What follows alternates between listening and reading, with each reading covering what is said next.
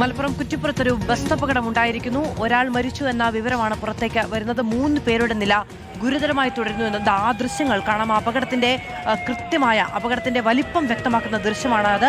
അതിന്റെ ഡിവൈഡറിലേക്ക് ആ വാഹനത്തിന്റെ നേർപകുതി ഇടിച്ചു നിൽക്കുന്ന കാഴ്ചയാണ് നമുക്ക് കാണാൻ കഴിയുന്നത്. ബസിന്റെ ഷാസി അടക്കം ഇളകി മാറിയിട്ടുണ്ട്, ടയറുകൾ മുഴുവനും ഇളകി മാറിയിട്ടുണ്ട്. ബസ് നേരെ തലകുത്തിയാണ് അവിടെ കിടക്കുന്നത്. അത് വെട്ടിപ്പൊളിച്ചുകൊണ്ടാണ് അതിൽ നിന്ന് ആളുകളെ പുറത്തെടുക്കാൻ കഴിയുന്ന ഒരു സാഹചര്യം എങ്കിലും ഉണ്ടായത്.